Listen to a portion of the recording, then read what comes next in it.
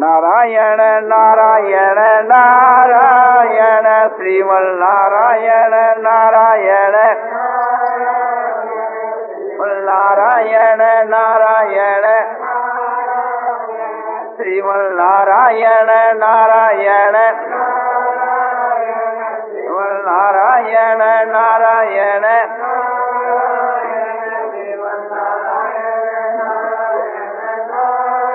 आनंदमय आनंदमय आनंदमय आनंदमय पूर्णानंद पूर्णानंद अपारानंद शांतानंद घनानंद अचलानंद ध्रुवानंद नित्यानंद बोधस्वरूपानंद ज्ञानस्वरूपानंद आनंदी आनंद आनंदी आनंद आनंदी आनंद शांति शांति शांति। गवां की सेवा अपनी शक्ति के अनुसार हम लोगों ने सब नहीं करनी चाहिए। देखो, हम लोग एक प्रकार दूध पीवें और सेवा नहीं करें, एक प्रकार से हमारी कृतज्ञता है कि उनसे हम इतना लाभ उठाने बदले में कुछ भी नहीं करें। तो वास्तव में तो गवां की सेवा के विषय में हम कहने के अधिकारी भी नहीं। क्यों नहीं अधिकारी हैं कि जैसे आप लोग खूब दूध पीते, हम भी दूध पीते हैं, और सेवा आप भी नहीं करते, मेरे से भी नहीं बनती माती, तो इस कारण से भी तो मैं अधिकारी नहीं हूं। तो इसलिए एक प्रकार से कि जो अच्छे जो पुरुष हैं और जो गवां की सेवा जिन्होंने की है, उनको शास्त्र के बीच के वहां अपने शिक्षा मिल रही है, उनको आधार बना करके हम लोगों को सेवा करनी चाहिए, आप लोगों को भी और मुझको भी।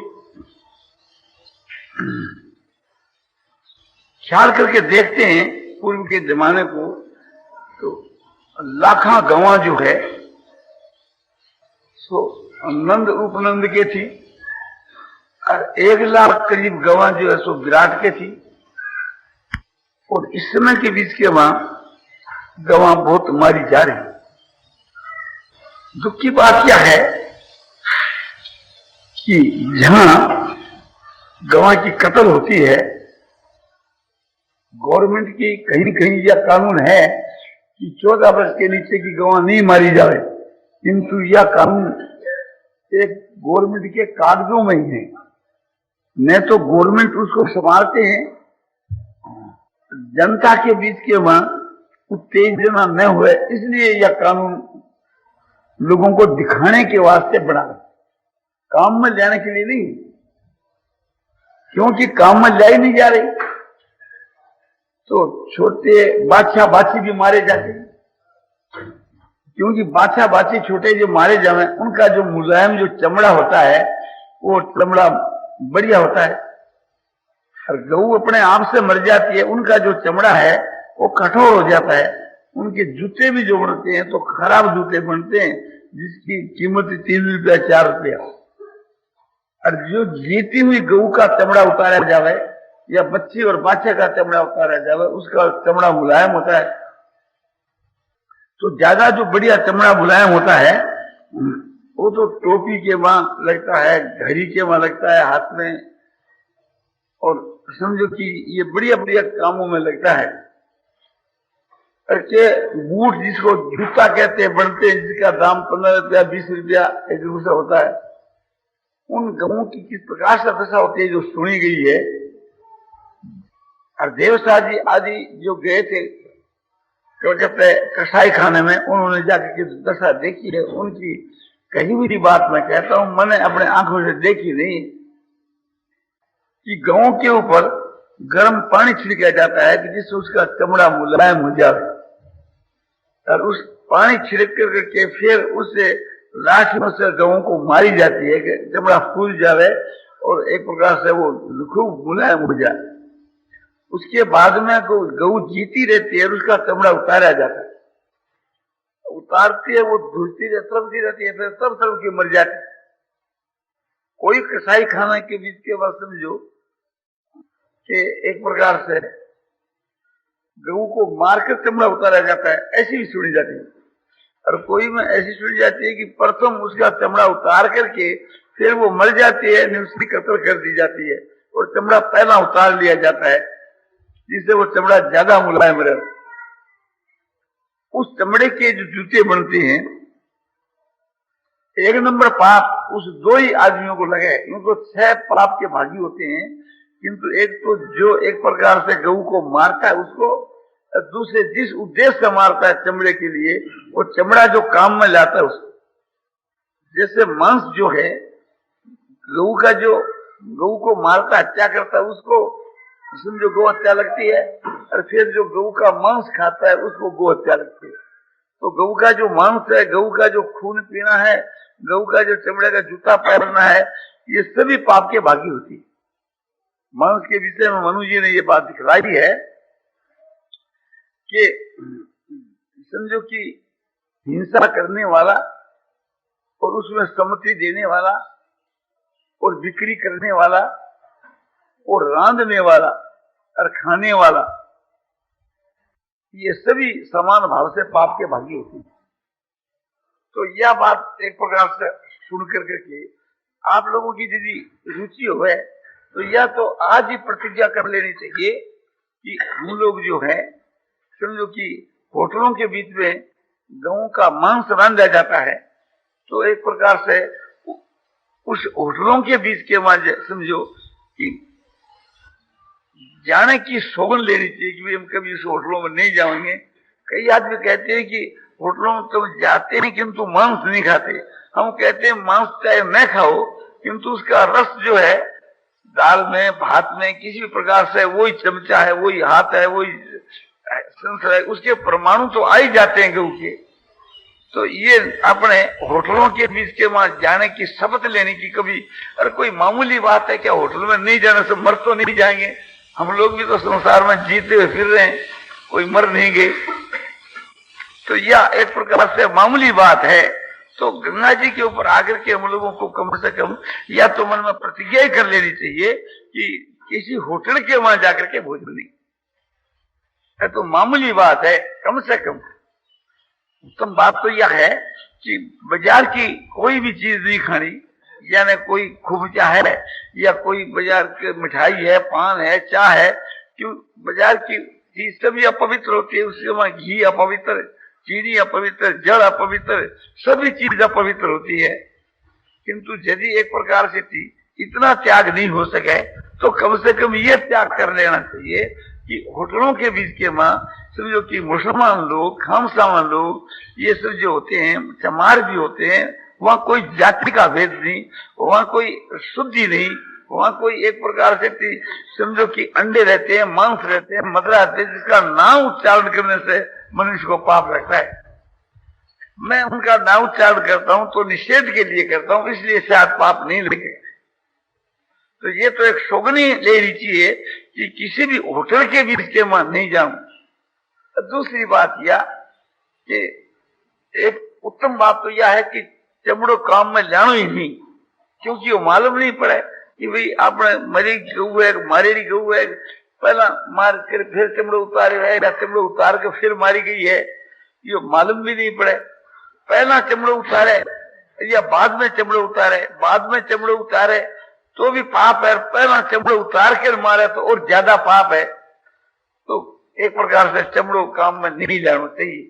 और यदि कम चमड़ो काम में जाओ और थारी या खातरी हुए कि खादी प्रतिष्ठान को चमड़ो है, मारी हुई गऊ को नहीं, अपने मौत से मरी हुई वो चमड़ो है, तो उसके वास्ते हमारा इतना विरोध नहीं कि उसको आप काम में ला सकते हो, जब आपको पूरी खातरी है कि भाई ये चमड़ो तो मरी हुई गा कोई है, हिंसा को नहीं इसमें।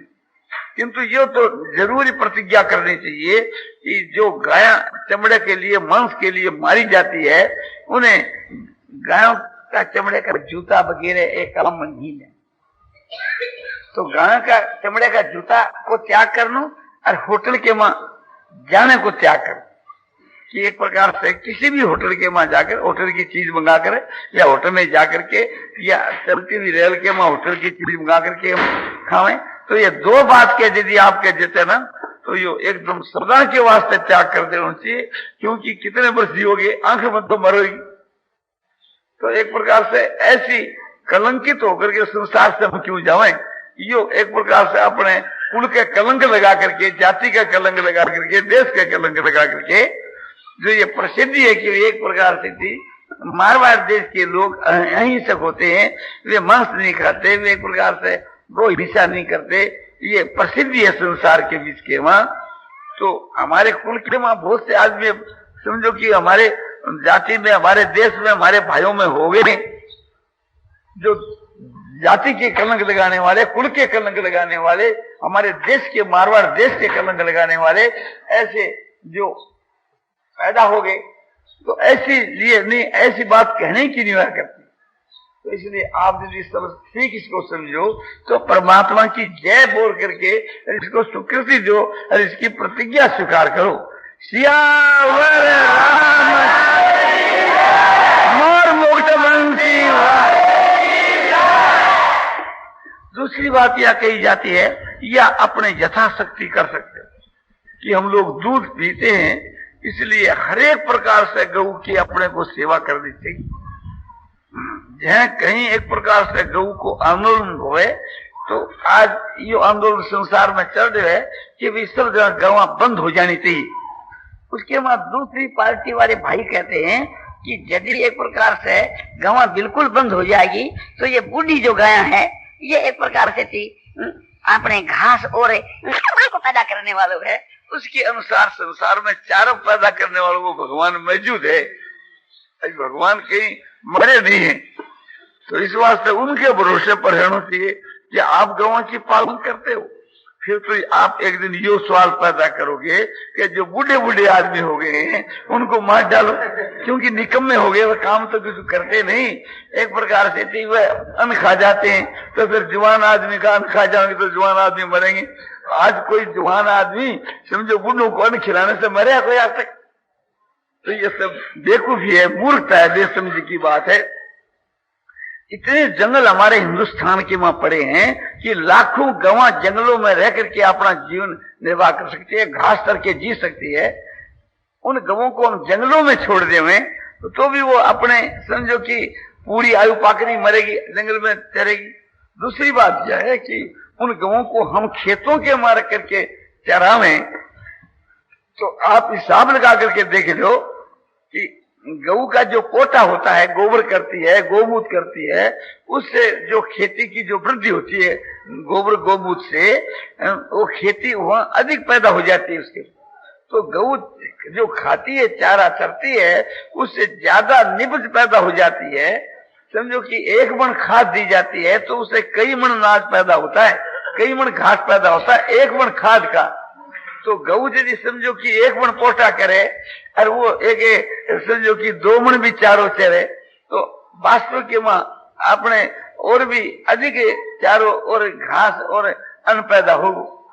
तो वो जो कुछ खाती है उसके अनुसार वो अपने खाद पैदा कर देती है। तीसरी बात यह है कि स्वाभाविक एक प्रकार से समझो कि अपने भगवान है जी का वहां से जो बरखा करते हैं, तो वर्षा के बीच के मां जितने संसार में प्राणी हैं, पशु पक्षी कीट पतंग, भगवान सबके लिए सोच समझ करके वर्षा और अन्न की पैदावार उपज करते हैं, हिसाब लगा करके कुछ जितना आवश्यकता होती है उससे अधिक पैदा करते हैं। तो फिर हमारे को क्या चिंता है? आज यदि वर्षा न हो रहे तो क्या आप समझो जल से खेती करके जी सकते हैं? आज यदि एक प्रकार से थी तो आपको ये सोचना चाहिए कि आपने संसार के वहां जो कुछ काम हो रहा है सब भगवान की नजर में हो रहा है। ऐसा सोच करके भगवान पर इतना तो भरोसा करना चाहिए कि जो पैदा करता है वही जिलाता है और वही समय के ऊपर उसको समाप्त करता है। तो हम बीच में पढ़कर क्यों पंचायती करें? तो हर एक प्रकार से हमको गौ की रक्षा करनी चाहिए। ये तो एक प्रकार से हम लोगों को तो केवल निमित्त बनना है, करने वाले तो सब भगवान है। हमारा करे होता क्या है? भगवान अर्जुन को गीता में कहते हैं कि निमित्त मात्र भव सभ्यसाची। हे सभ्यसाची अर्जुन, तू निमित्त मात्र हो जा। रीते पित्वांग न भविष्यन्ति सर्वे, कि जितने जो योद्धा है पहला से ही सब मेरे करके मारे हुए, और तुम्हारे बिना तू नहीं भी मारेगा तो भी सब मरेंगे। केवल मैं तो तुम्हारे को निमित्त बनाता हूं। तो भगवान हम लोगों को केवल निमित्त बनाते हैं, तो निमित्त बन जाना चाहिए, करने वाले तो सब भगवान है। तो इतना निमित्त बन जाना चाहिए कि कोई भी सवाल उठे गवां के विषय के मां तो 130 में शामिल रहना चाहिए कि गवां अपने हिंदुस्तान में अपने बद नहीं होनी चाहिए। महात्मा जो गांधी जी जो हैं, जिस वक्त स्वराज नहीं मिला था उस समय में उन्होंने ये घोषणा की थी कि ये बात पहले आई थी कि भाई एक प्रकार से हिंदुस्तान में गवां कटनी बंद होनी चाहिए। तो उन्होंने कहा कि हिंदुस्तान के बीच के मन जो है ये सवाल ठीक है और मेरी भी इच्छा है और मैं जो स्वराज के लिए चेष्टा करता हूं, तो मेरा प्रधान जो सवाल गवों के लिए है, तो स्वराज अपने हाथ में आ जावे तो उसके बाद के बीच के वहां गवों का विषय उठाएंगे। और मेरी ये है इच्छा कि मैं इसको बंद कर दूंगा। संभव है कि आज वह जीते तो शायद एक अपनी बात को याद करके के और उस प्रकार से वे करते, किंतु अब वे तो है नहीं, अब किसको कहें। तो इसलिए एक प्रकार से उनको जो आदेश हो और उनको जो उद्देश्य हो कि हिंदुस्तान में स्वराज पाने को, वो स्वराज तो मिल गए। अब उसकी सिद्धि करने के लिए हम लोगों को चेष्टा करनी चाहिए। तो जहां कहीं महात्मा गांधी की आत्मा होगी तो वो प्रसन्न होगी, बोले वाह, एक प्रकार से जो काम मैं नहीं की हो वो काम हमारे पीछे से। तो अब अपन इस विषय पर खूब ध्यान रखना चाहिए कि हमारे देश से गाया को कटना एकदम बंद हो जाए। तो उसके लिए समझो बहुत से उपाय, तो एक तो गौं की वृद्धि का उपाय वो भी करना चाहिए, और एक गवां जो न मारी जाए, बेमौत जो गौ मारी जाती है वो बंद होनी। जिस समय के बीच के मां मनुष्य इस प्रकार से बेमौत मारे जाते थे, राक्षस लोग जो है सो मनुष्य को एक प्रकार से मारकर उसके मांस को खा जाते थे और हड्डियों की ढेरी चुन देते थे। उस हड्डियों की ढेरी को देख करके और भगवान के आंखों में आंसू आ गए।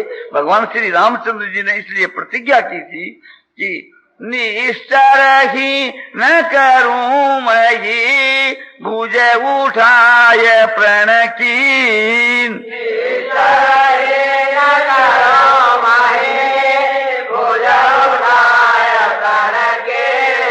सकल मुनिन के आश्रम जाय जाय सुख दीन।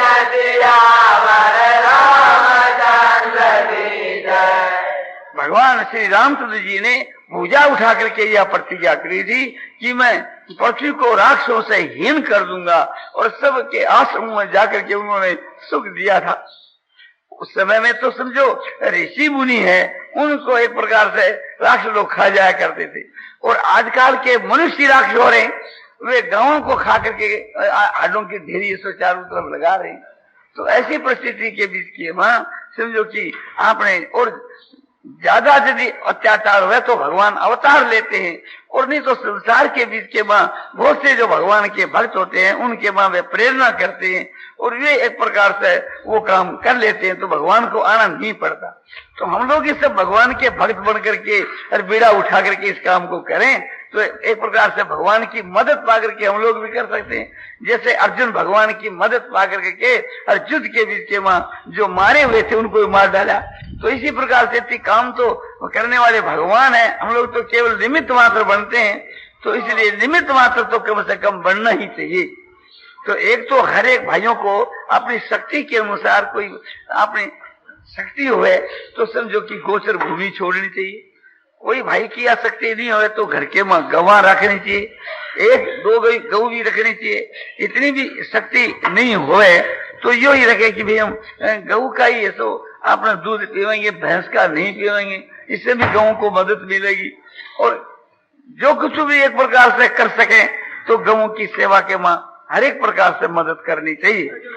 गोचर भूमि जो छोड़ना है ये भी गौओं की बड़ी भारी सेवा है, और गौओं को घर में रखना, उनकी सेवा करना ये तो एक नंबर है ही।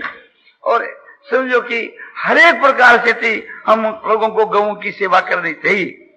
जैसे समझो कि गौशाला है और वहां भी एक प्रकार से अपने शक्ति अनुसार सब भाई लोग मदद करते ही हैं, उससे और विशेष मदद करनी चाहिए। जहाँ कहीं भी गौशाला हुए आजकल के समय के बीच के वहां जो अपने गौ दान दी जाती है वो गौ दान ब्राह्मणों को देनी तो बहुत उत्तम है ही, किंतु यदि कोई ब्राह्मण एक प्रकार से गऊ लेकर करके और उसको पालन नहीं कर सके और बिक्री कर देवे और किसी भी प्रकार से वह कसाई का हाथ चली जावे तो वो ब्राह्मण भी नरक में जावे और गऊ को देने वाला दाता भी है सो नरक में। यदि कसाई के हाथ चली जाए तो समझो यदि ब्राह्मण अपने घर में रख करके उसको पालन करे तब तो उनकी महिमा शास्त्रों में लिखी है गौदान की। ऐसी परिस्थिति के बीच के मां समझो कि आजकल के समय में नहीं हो तो गऊ अपने देनी हो तो गौशाला में भेज देवे। अच्छा समझो कि ऋषिकेश में गौशाला है और उससे अपन लोगों ने दूध मिले है दोनों समय के बीच के मां, तो दूध का एक प्रकार से वो जो जमादार अपना लोग लावे है उसके सुना एक प्रकार से 10 आना का दाम लेवे, जमादार का रुपया वही लोग देवे जो 10 आना जी का अपन दाम देवा और 8 आना में जो अपन दूध मंगावा अपना जमादार काम करे तो 2 आना जमादार के खर्चो लग जाए तो 10 आना से अपन ये दूध अब ये मिल रहे है। अब सोचने की बात है कि अपन लोग बहुत यहाँ आ गया 4 आदमी जंगल में आकर के ठहर गया तब ये 10 आना दाम है और नहीं तो और भी कम दाम में दूध मिल सके तो वो जो दूध एक प्रकार से उसका पैसा कम मिले तो गऊ के दूध का अधिक दाम दे वह भी गऊ की सेवा है। और फिर आप एक प्रकार से आजकल की तो बहुत सी गौशाला तंत्र से ही चले पर आकर के यहाँ की ऋषिकेश की गौशाला के भाई लोग तो यही कहते हैं कि भी तुम्हारे सत्संग वाले भाई लोग आते हैं ना उनके ही सेवा से ये चले नहीं तो गौशाला उड़ जाती। मंगलनाथ जी बड़े उस कोटि के एक महात्मा हुए थे और उनके नाम से वो गौशाला है और हम लोग सभी उसके मेंबर हैं तो इसलिए ये रखते हैं कि भाई एक प्रकार से यह गौशाला कायम रहे किसी भी प्रकार से या तो ठीक है। तो साल के बाद 3-4 हजार रुपया एक प्रकार से उसको यहाँ से अपने सहायता मिल जावे है। इस कारण से वह वर्षों से चल रही है और उससे अपनी सेवा हो रही है, अपने दूध मिल रही है। इकट्ठो दूध कहाँ मिले तुम तो एक प्रकार से थी आप इसी प्रकार से समझो कि कलकत्ता में भाई लोग जो रहते हैं उनको कलकत्ते की पिंजरापोल की सेवा करनी चाहिए और जो जहां ही रहे सभी जगह पिंजरापोल कहीं गौशाला है ही तो उसकी सेवा करनी भी गऊओं की सेवा है। उसमें हर एक प्रकार से दूध की वृद्धि करनी चाहिए और हर एक प्रकार से जो ठाली गऊ है बूढ़ी गऊ है उनकी भी सेवा करनी चाहिए। इस विषय में कितने भाई तो कहते हैं कि गौशालाओं के बीच के मां जो ठाली गऊ है उनकी माने बूढ़ी गऊ है निकम्मी गऊ है उनकी सेवा करनी चाहिए, उनको रखनी चाहिए।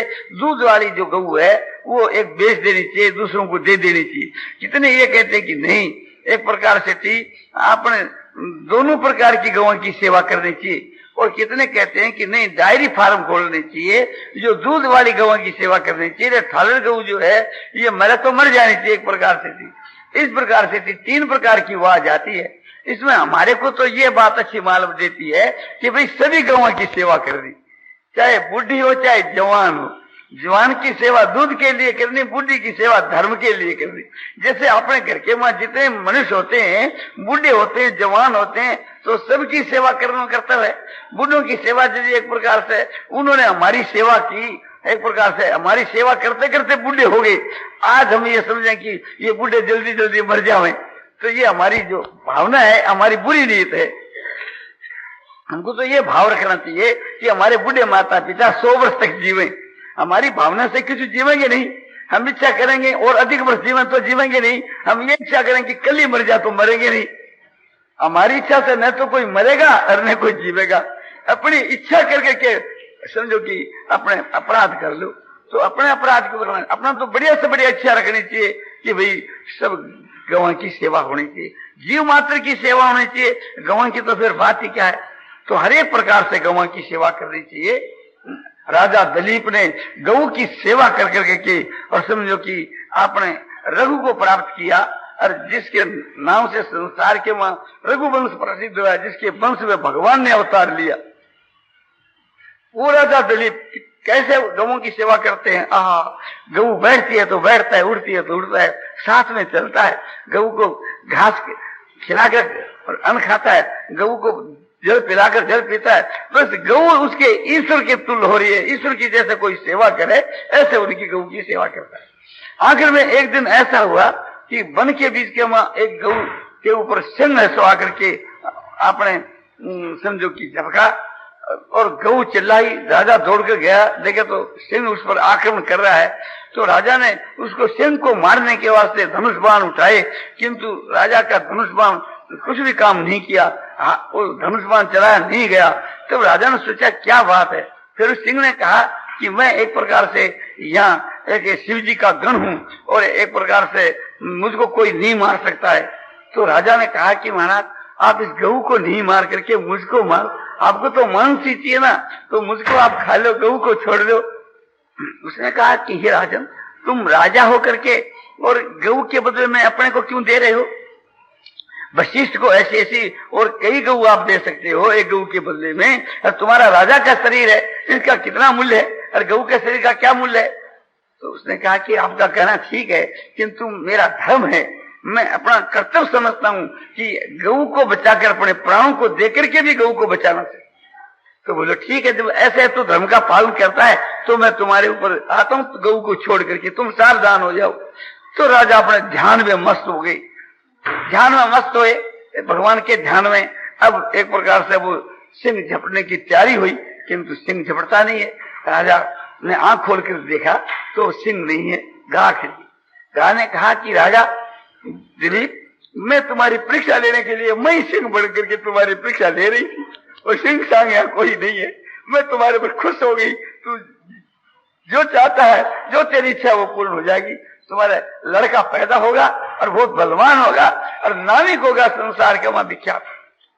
तो आप ख्याल करना चाहिए कि राजा दिलीप ने तो अपने प्राणों की आहुति दे दी थी गऊ की। इसी प्रकार से बहुत सी कथाओं आती है, उसका मैं विस्तार करूंगा तो इसी व्याख्यान में समय अधिक लग जाएगा और दूसरी बातें मुझको कहनी है, इसलिए इसको मैं यहाँ रोक देता हूँ। अब दूसरी बात आपको ये कहनी है कि इस समय के बीच के मां अपना जो देश है ये रसातल को जा रहा है, यानी इसकी अधोगति हो रही है।